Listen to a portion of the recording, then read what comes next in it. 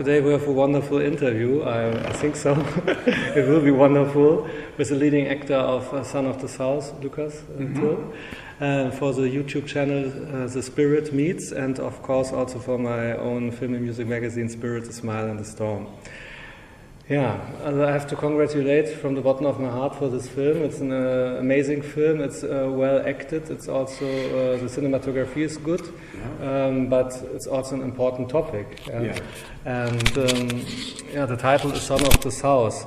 So I ask you, as the leading actor of the film, do you think that a film like this can change a little? Can films change the world? We start with a very strong topic now. Well, we'd like to think so. And I do think so, because oftentimes, and I've learned this the hard way, when you try to get someone to change, sometimes you can yell at them and you can push them further into their ignorance. But if you show a film, and I know the subject isn't very funny, but there are a lot of funny moments in the film.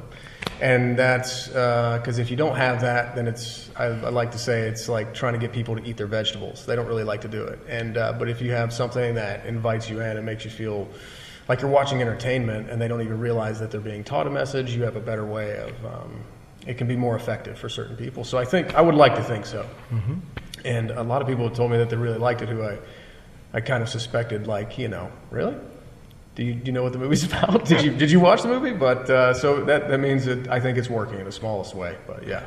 When I watch you and listen to you, I see your face, you remind me a little on Peter O'Toole, a famous actor, of course. Danke, vielen Dank. Oh, he can talk German. I forgot. We must also. Where did you learn a little German? Im Schule gelernt. Oh. Yeah, it's 5 Jahre. Yeah. So I thought it was, we had French, Spanish, or German. I took a little bit of Spanish. You had to choose between French or Spanish. But as soon as I saw that German was on the list of things to do, I was like, that sounds exotic. So let's do that, because we don't have too many Germans where I'm from. So. And you're into German films. You know a little about German film culture, because we have from the silent movie era world famous films, but also later in the 1960s and 70s. You know what? Admittedly, I'm not as familiar as I should be, which is a shame. And it's the best way to learn German, honestly, is to watch films. I just watched this TV show. It was when I was working on my last show, so it was like while I was falling asleep. But it was really good, and I had to stop watching it because I would stay awake. And I can't remember the name of it, but it was on Netflix recently. And there was another show called Barbaren? Yeah, Barbaren. Barbarians? Barbarians? Barbarians. Yeah, but I did not, never watched good. it. Yeah, it's good. Yeah. Sehr gut. I'm impressed. So you can help me now to introduce me to the Barbarians. And let's talk about the film again, Son of the South. Where did you get the job? There was a casting. You was first choice. Please help us a little. I don't know if you're interviewing Barry, our director, but he would have a better answer for you on that. I just remember I was working at the time. I was doing a TV show. And it goes almost the whole year round, and I just didn't want to do anything. Sorry, that was my phone over there. And I didn't want to do anything on my break, because we rarely get any time off. So, and I had 2 tickets to Japan, and I couldn't get a refund for them if I canceled. And I was like, I'm not going. I'm not doing anything. So my manager was like, you got to read this script. So I read it, and I was like, okay, yeah, this is really good. And I just had a Skype call with Barry. So we talked over the phone. And I guess he liked me, so. Oh, wow. No, you made it. I know. Yeah. And, okay, you're a white guy, so I think you never had a problem with racism, but maybe you have colored people friends, and you know about stories from your own life and family friends, or not? Yeah. Well, yeah. If you have African American friends and they tell you that they don't have a story, then they're just lying. Because I was just working on a project. I won't get into the story, but I witnessed something happen with a taxi, or with our drivers who were picking us up for a job. And there was something that happened, and the other guy was not treated as well. He was the star of the show, and the guy wouldn't treat it. It was like, and you're not. And I had to be like, no, this is the guy you're picking up. But that was just a couple of months ago, and that was in a city. And you're right. as a white guy, it doesn't happen. And the problem that we often say is that, well, racism doesn't exist anymore. It's buried deeper now. Back then, it was overt, you could say. We don't like to hang out with those people. Whereas now, it was only when I got older where I looked back and I was like, wow, yeah, I think we all have to come to terms with what level of racism we have. But I think everybody has a little bit of it, you know, if you're being honest with yourself. But yeah, so it's still out there. It happened just a couple months ago. This topic is not dated. It's still, in French would say, en vogue. Yeah, it's still existing. Yeah. And why do you think it is so in this world? We were thinking we all come together as a globalization. Yeah, you would think. And why is it so? What is your thinking of it? It's a great question because I asked the same thing, and I think that you know, especially in a place like America, we have a lot of privilege, and we're unaware of it, and it can make people lazy in their thinking, and make them think that we have nowhere to go. We're good. We don't need anything else, and it's an unfortunate thing, and. I know it's a complicated question, and I don't have a great answer. It's unfortunate. And would you say you are by yourself? You are typically American, as you know, when you say how do you do, the answer is how do you do, yeah? As not really asking what is going on with the other person, or you are more open, because you're also actor, yeah, and you must do many things, and of course always a part of yourself is in your work, yeah. Sure. I think so, yeah. Always. All good actors have this, yeah. But of course you must also play someone you never would thought maybe before that you will play him, yeah. Yeah, for sure. Yeah. And so, do you think you see yourself as an American, or you are a cosmopolite, or what? What is your thinking about yourself? I'm really curious. I like that. Ever since I was a kid, I liked different people. I know that maybe sounds cliche, but I always liked different cultures, different things constantly. My girlfriend always says, like, I don't even know what your actual voice sounds like because you're constantly doing other accents or voices or whatever. So it's true. Yeah, maybe I am a cosmopolitan. I like that. Yeah. Your new name? No. Yeah. And why you wanted to be an actor? I talked and did many interviews. I had also the honor half a year before he died to talk to Anthony Perkins. I was really a teenager. Yeah? I started so young, I told you before. And then I asked him why he wanted to be an actor. And he told, for me, it's self-therapy.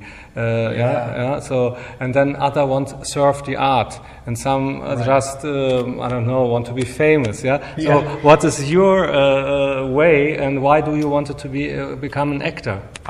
Well, first of all, when I first started, I was really young, and it was kind of a fluke. It wasn't something, I think, like Matt Damon, I think, said he knew he wanted to be an actor. And I didn't. I just needed something to do. My mom would always say, you need something to do. Because I didn't play sports. I was just a really small kid, and I couldn't, and we moved a lot. So I needed something to do. I kind of fell into it. But I think the thing that keeps me going, and I've only just recently started happening, as soon as I gave up on this dream, was I wanted people whose opinion I respected to tell me that I did a good job. And that was about it. So that's the thing that drives me, keeps me going. And I guess it's really started to happen recently, and I'm like, oh, I kind of gave up on it. I became jaded. I was like, I'll just cash the check, do the money, and whatever. But then finally, it's I think this movie helped. A couple of people have been like, really good job. And I'm like, oh, that's why I do this. That's why I wanted to do this the whole time. I forgot. Yeah. The famous writer Arthur Schnitzler from Austria, he was saying or writing, we are always actors, or we are always playing something, and who knows it, he is smart. Yeah. So, what do you think when you work now as an actor? Now you promote the film, of course, yeah. But it's always with you, or also you can focus on complete other things when you have free time, or it's always you're thinking, I must prepare for the next, or so. You know what I mean? Yeah, it's a both. It's you're constantly, because I am constantly thinking about the next thing. And so you find these other activities to do, and I may be wrong, but I think Robert Duvall said, wonderful like that. You need to find hobbies because that will keep your mind good in the in-between time. I mean, a lot of the times, I won't get into my own history here, but But a lot of times, as actors tend to get a little caught up in other extracurricular activities. So, drinking, drugs, or whatever it is, and it's like in the in-between times because they don't know what to do with themselves. So it's about finding hobbies that keep your mind occupied. And sometimes I get so into those hobbies that I don't want to go back to acting. So what kind of hobbies do you have? Well, I mean, sometimes it's a fitness regime and a diet, or sometimes it's video games. Sometimes currently it's learning languages. I'm trying to learn Japanese and increase my German. I'm doing Latin. Latin's easy.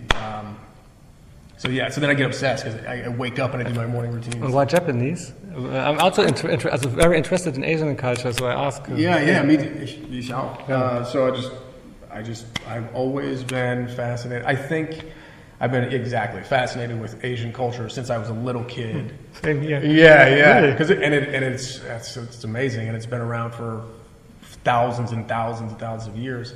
But Japanese, when I was a kid, they had samurai and ninja. That was an anime as I got older, and that's what I was obsessed with. But and I really want to go. I want to go to Japan. I was supposed to go last year, so I want to be able to go through and not be an arrogant American traveler. And, so I want to be able to speak a little bit. So now we had the Olympic Games without audience. This was very sad. Yeah. Even the sport.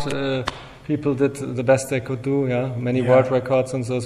First I wanted to not watch it, and then I was touched, and then I watched it, and then some things were really cool. This table tennis, Germany was in the final against China, and so I do also the ping pong table tennis. Really? Football, the table tennis, soccer. You would say soccer, soccer, not American. Well, football. not if it's table tennis. But this also and running, So I was really interested, but I love also the Japanese film culture, and I think from the past, but also from the films of today. There are also a few really good Hollywood films, but the best modern films are from South Korea or from Japan. And also the Hollywood people, the screenplay writers, they steal a lot from this, or do a remake and so. So I'm also interested in Asian films. I mean, I was in a movie that director Chan-wook Park. It was I know him personally. Yeah. You do? Yeah, of course. We met here also in Berlin with many pictures and nice interview and fantastic films he did. Oh yeah, I know. And I'm trying to remember what was his film? Probably Lady Vengeance or what? I love that one. And then also Old Boy was great. Old Boy's masterpiece. And then also this, this is a pocket thief or was with the two girls. This is 4 or 5 years old. Oh, wow, I didn't see that one. The German title is different. Die Taschendieben heißt das, Aber I don't know what's the international title. But this is really, it's the most erotic film, the art house erotic film I ever watched. This is really erotic. It's crazy. I have to watch it just because he made it. But really, I think you will also love it. But it's really erotic with the two girls. Oh my God! So this I like a lot. Now we are talking about film. So I have since I do my magazine super long since my 16th living year. But since 1992, I do a poll in my magazine where I ask actors, directors, and other human beings about their all-time favorite films. Fellini sent me a list of his films before he died. 11 favorite films. Normally I ask for 20, but now here in this interview I ask you for 3 all-time favorite films, and please give a short reason why. Okay. And this is always my least favorite question because it changes. And so I think about what. But now, from this day, from 25 August, what would you say? Once Upon a Time in Hollywood. I don't know if you saw it. Yeah. So I'm sure you did. I love it. I loved it. It was. You want a short answer? I can give you a long answer. But it was. Nice. It was so. There was a lot of people who didn't like it or didn't get things that I totally got, especially as an actor. I mean, when Leo has the Wallensack tape recorder and he's like doing his lines, and we do that, and I do the voices of the other people, and sometimes I would never let anyone hear them, and it was just so funny to me. And then it was just there were so many jokes in there that I was like, that's me and my buddies, you know what I mean? So. And I love Tarantino, so it was good. Yeah. I also love Inglourious Bastards, so that's a great one. Those are movies that I can rewatch over and over again. Yeah. I wish I had a third one for you right now, but you know what? I actually just watched La La Land. Did you watch La La Land? Yeah, it was fucking good. Yeah, of course. Really beautiful directed also. Yeah, it was not just acted, also directed, beautiful. I don't know how I missed that one, but I just watched it on the plane here. No wonder everyone loved it. But I agree also with Once Upon I was asked for do the 10 best films of the year for other magazine, I write also for many other newspapers and so, and then I put also Once Upon a Time in Hollywood on rank 1, and I met also Quentin many times. And the first time it was a really funny story. I also tell here, and it's true, then I was sitting with a friend, she had birthday in a Kreuzberg cafe, and the other guests were asking me how could I do an interview with Henry Kissinger. I did an interview. I told them how I did it, and then I look outside from the window, I see a guy walking on the street and say, I think it's Quentin Tarantino. And then they look all outside and it's Quentin. Mark, now you have to go out and ask him. And then I really went out and are you Quentin Tarantino? Sure. And then I talked with him about a common friend.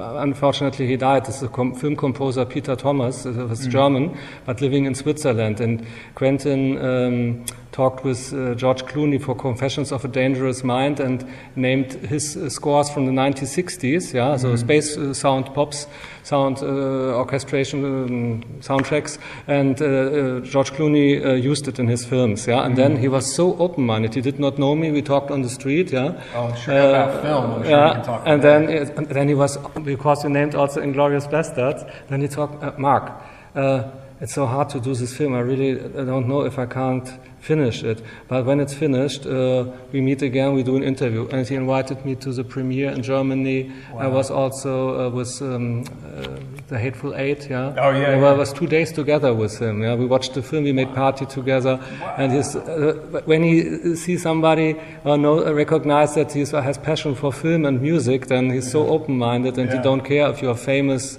or important. You know what I mean? Absolutely, So, but did you met him? Maybe? I never have. But this would really would be cool when you be in one of his, maybe the last film of him, no? The 10th? Yeah, and there's something I won't probably name names in this, but there's something in Once Upon a Time in Hollywood, and I know that he knows someone, the Rick Dalton character. I'm sure it's based on a lot of actors. I know it. He said it, but there was someone I know, and there's a character.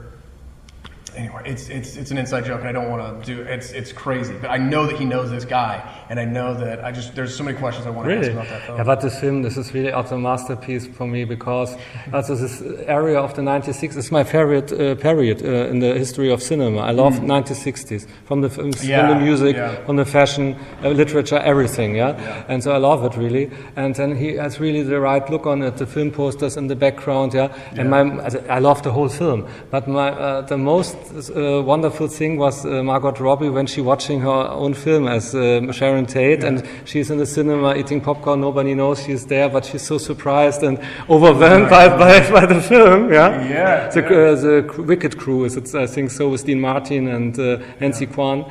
So this is so wonderful, and I love this film a lot. It's great, isn't it? I know. So, I love it too. but also the soundtrack is also amazing. So, I think we could talk for hours and hours, but we must come soon to an end. You told me before that you were 15 years ago in Berlin, but now how long will you stay now? Have time to see a little what changed? A little, we'll be here for I think 3 more days. What is it, 25th? Probably 3 more days, and we've been here for 2, so probably going to go on some tours, see some museums this time, so And then you go back to the States, or what will happen? Are you promoting more and more in other cities? I don't know. No, we're going to Munich, and then for one showing there, and then me and my girlfriend are going to tour up through France and see her family there, and then we're going to go to the... She's French? No, she's American, but her grandmother. Okay. Or at least lives in France, and so we're going to go... And then the Deauville Film Festival will premiere there. Okay, Lucas, I think you will have a good time here. It was really nice to talk to you. And a talented young actor. Wish him the best, and I think he will make a big career. So All the best and see you soon. All right, thanks. Again, You yeah. too. Thank you.